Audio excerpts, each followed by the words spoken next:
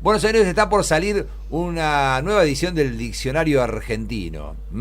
Se van a sumar nuevas palabras y es un tema que queríamos justamente traerlo acá a la discusión en Locos por el Aire. Santiago Kalinowski es lingüista y lexicógrafo, director del Departamento de Investigaciones Lingüísticas y Filológicas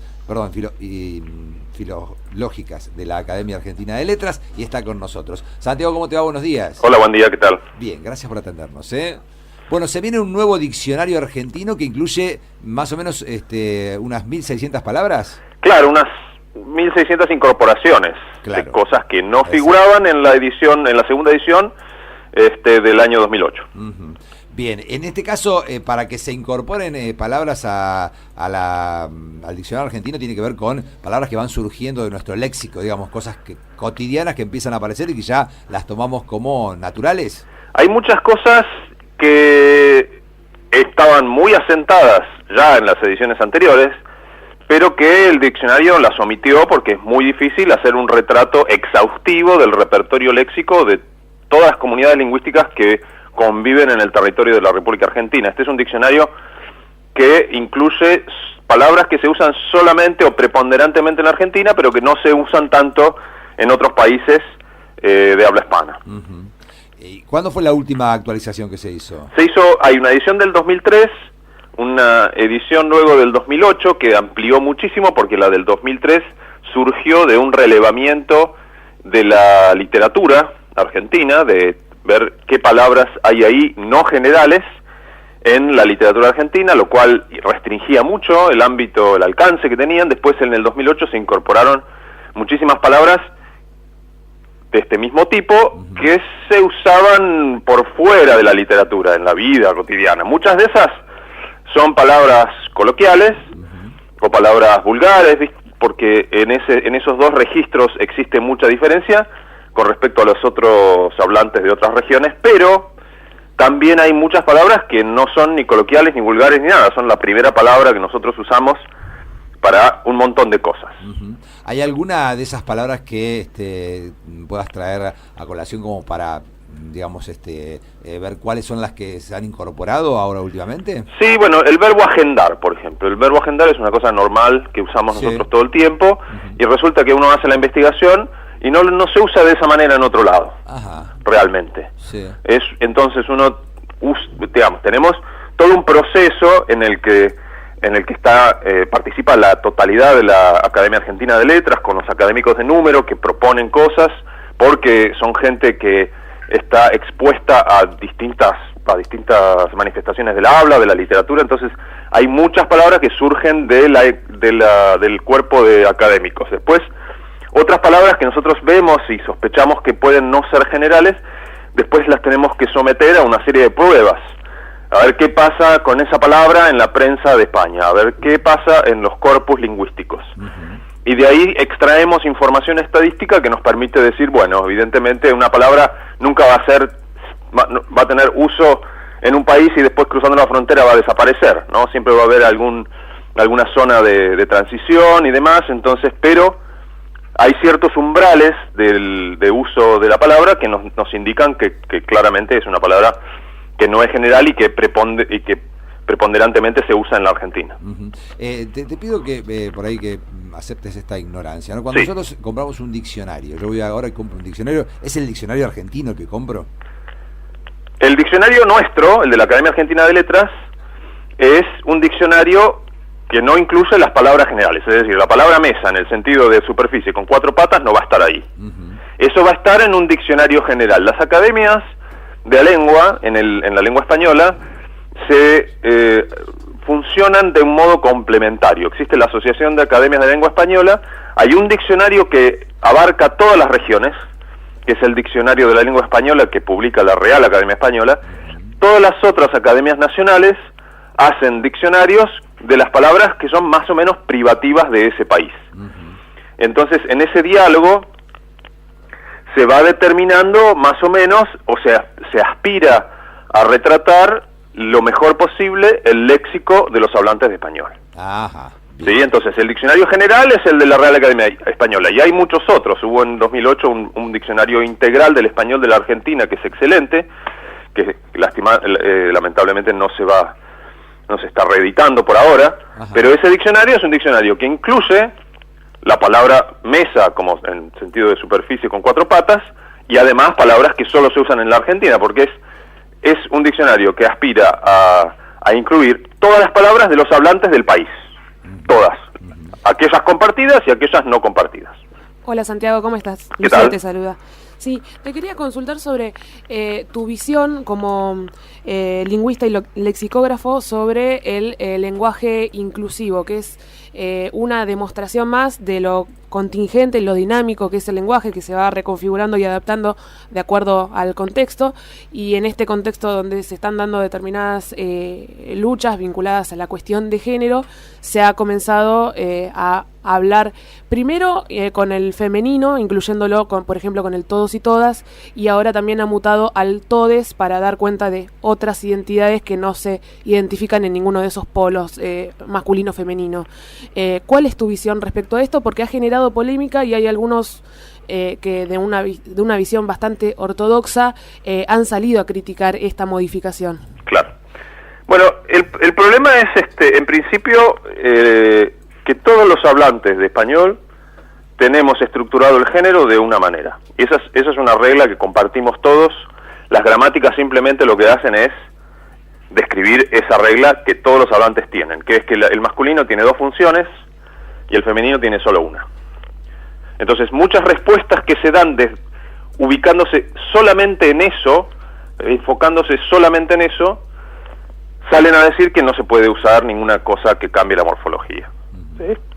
Entonces, eso es un poco un problema, porque desde los organismos de lucha por la igualdad de los derechos de la mujer y de las minorías y de otras identidades sexuales, se llegó a la conclusión de que eso es un rasgo machista invisibilizador de la lengua española.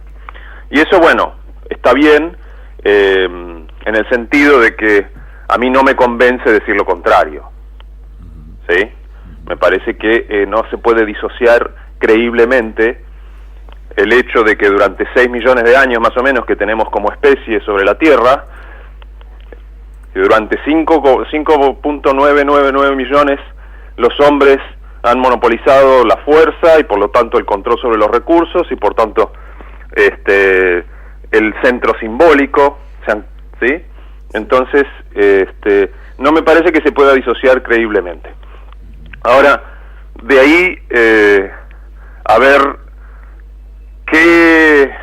cuánto podemos cambiar de esa situación por medio de la intervención de la lengua es otra discusión, ¿sí? Entonces está ese tema. El problema es que cuando se critica estas fórmulas de lenguaje inclusivo desde el punto de vista lingüístico, la lectura que se hace de esa crítica es política, siempre.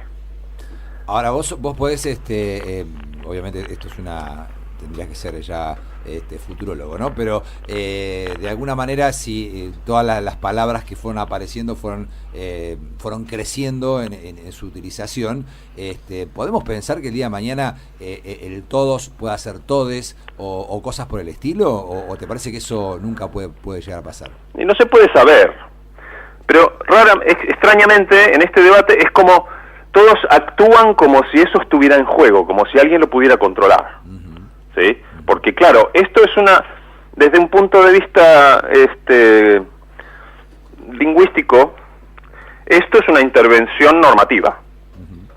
¿Sí? Es decirle a la gente, mire, ustedes que decían todos, ahora eso está mal, lo que hay que decir es todes. Entonces, desde el punto de vista del lingüista que se ocupa de describir la lengua y que no quiere prescribir a los hablantes cómo tienen que hablar, eso es una intervención normativa. Entonces muchos lingüistas descriptivistas reaccionan, ¿sí? Pero lo que pasa es que esto no es en sí mismo todavía un fenómeno lingüístico. Claro.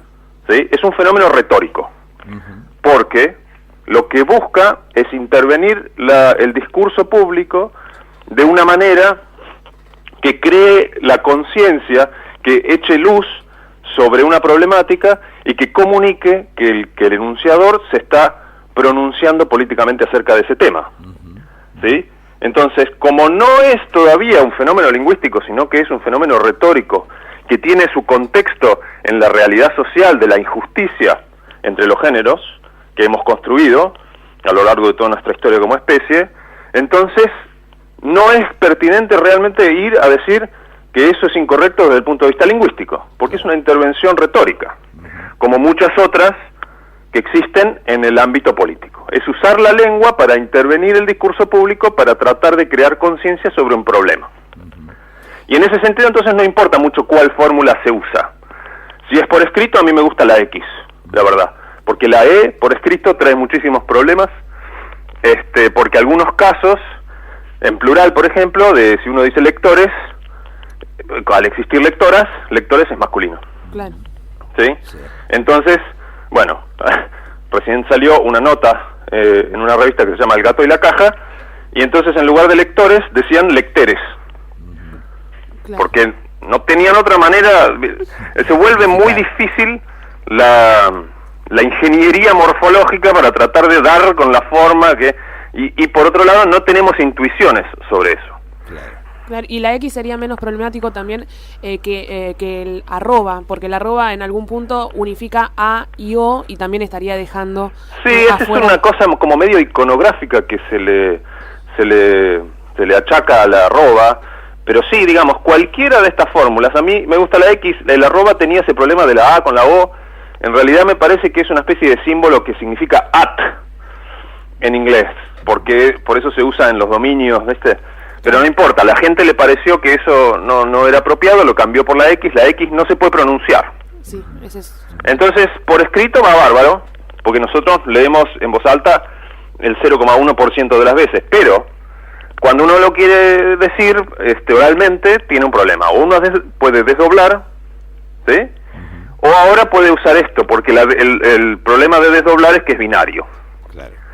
¿Sí? Entonces, ahora hay mucha gente que no se identifica ni con el masculino ni con el femenino, y la E trae un poquito, tiene más antecedentes como vocal desinencial, y por eso tal vez es la opción más natural, pero por ejemplo la I hubiera tenido menos problemas. Uno puede decir lis lectoris y se acabó, ¿sí? Pero no tiene ningún antecedente como vocal desinencial, ni la I ni la U. Claro. Las otras tres sí, y por eso son opciones que se prefieren.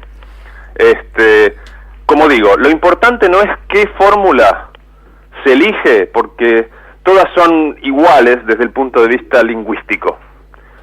Lo importante es que aparezca, porque cuando aparece uno está hablando de, qué sé yo, de la densidad del hielo en los cascos polares, y de repente aparece la E, o por escrito aparece la X, y resulta que aunque estemos hablando de otra cosa, la persona que lee eso, de repente tuvo que darse cuenta de que estaba el problema, de que el enunciador lo trajo a la superficie, que echó luz sobre eso, y se tuvo que, y que además está recibiendo un posicionamiento. La persona que eligió poner la X dice, mire, yo me paro acá y estoy criticando este problema, lo estoy poniendo en evidencia, aunque estemos hablando de física o de geografía o de cambio climático, no importa. Eso es lo importante, eso es lo fundamental de las fórmulas que se vienen usando. El hecho de que intervienen en el discurso público y son un recurso retórico, como muchas metáforas o metonimias que se usan todo el tiempo en política cuando decimos hay que pasar el invierno. Bueno, ¿qué invierno? ¿Qué es eso de pasar el invierno? Es una metáfora que persigue un fin de efecto en el que lo escucha, como decir, esta crisis, lo que sea, esta época de hambre, es transitoria, convencer de eso. Ese es un uso político de la lengua. Bueno, este es otro uso político sobre la lengua, usando la lengua, pero que no tiene ningún antecedente. Entonces, los organismos que generan norma o que se ocupan es como que los descoloca, no saben qué hacer. Santiago, ¿hay algún uso no político de la lengua? Bueno, sí, qué sé yo. La lengua es todo, ¿viste? La lengua se usa para todo. Entonces, nosotros, toda situación comunicativa se hace con la lengua. Entonces, sí, uno puede llegar a decir, bueno, esto es básicamente la crítica sobre el masculino genérico. El masculino genérico es político, ¿sí? Cada vez que se usa, existe como una búsqueda de solidificar el estado de cosas en las que la mujer es un grupo subalterno. Entonces esas críticas son posibles y se hacen todo el tiempo. Por otro lado, los hablantes tienen que poder lidiar lingüísticamente con la realidad de un modo inmediato, rápido. Por eso no podemos entrar a una habitación, o por lo menos no es practicable, qué sé yo, podemos hacerlo en esta época de mucha intensidad, pero no es practicable entrar a una habitación y ponerse a contar cuántas mujeres y cuántos varones hay para ver si uno usa la A o la O. Claro. Es decir, el hablante necesita maneras de interactuar lingüísticamente con la realidad que lo circunda, que sean rápidas. Y eso es una necesidad humana, social, básica. Y la lengua provee eso. Esa cosa que provee la lengua se basa en generalizaciones, y esas generalizaciones en muchos casos pueden ser injustas, pueden ser parciales, ¿sí? Entonces, bueno, estadísticamente hay que moverse con las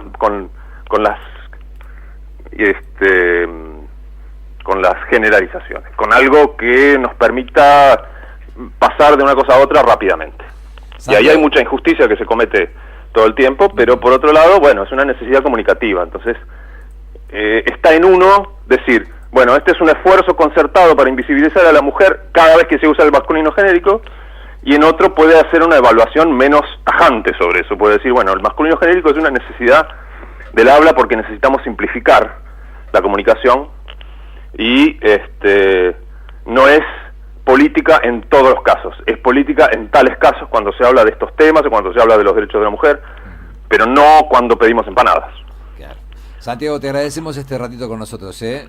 Gracias. Hasta siempre. Chau, chau. Santiago Kalinowski es lingüista y lexicógrafo, director del Departamento de Investigaciones Lingüísticas y Filológicas de la Academia Argentina de Letras, conversando con nosotros sobre este lenguaje argentino y este nuevo diccionario que va a sumar 1.600 palabras próximamente.